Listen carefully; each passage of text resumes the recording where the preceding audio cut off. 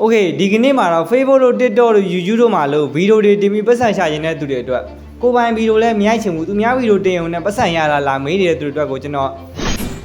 application တစ်ခုနဲ့လာပြီးမိတ်ဆက်ပေးမယ်နော်ဟုတ်ပါတယ်ဗျဝေးဘူးပါဗျအခုမှ content creator စလုပ်မဲ့သူတွေဆိုလို့ရှိရင်လုံးဝမအဆင်ပြေတယ်နော်နေရာလေးတစ်ခုရှာနေတဲ့သူတွေဆိုတော်တော်ကြီးအဆင်ပြေတယ်ဗျနော်သူ့မှာအားသာချက်တွေကတော့နော်ကျွန်တော်တို့သူများဗီဒီယိုယူတင်လို့ရတယ် copyright လုံးဝမှမရှိဗျနော်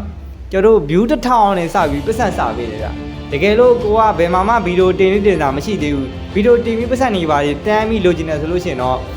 ဝေးဘူးသွားသုံးကြည့်ပါဗျ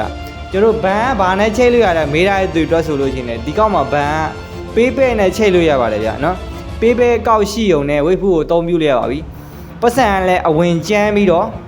သူများဗီဒီယိုလည်းတင်နေတယ်ဒါမှမဟုတ်ကိုကလည်း TikTok Facebook တို့ YouTube မှာနေရာတစ်ခုမရတာဘူးဆိုလို့ရှိရင်တော့ထွိုင်းကြီးကိုအကြံပေးတယ်ဗျာနော်ပြီးခါကျတော့အကောင့်ဖွင့်နေရလဲဘာမှမခတ်သလိုကျွန်တော်တို့ monetization ရှောက်ဖို့ဆိုလို့ရှိရင်လည်း follower လည်းမလို့သလို web hour လည်းမလို့ပါဘူးဗျ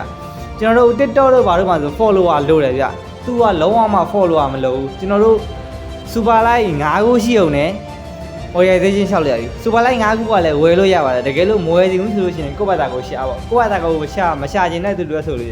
တကယ်ကြီး15ရောက် invite လုပ်ရုံနဲ့ပတ်စံရတဲ့အကောင့် creator ကောက်လုံးဝဖြစ်သွားပါပြီဗျနော်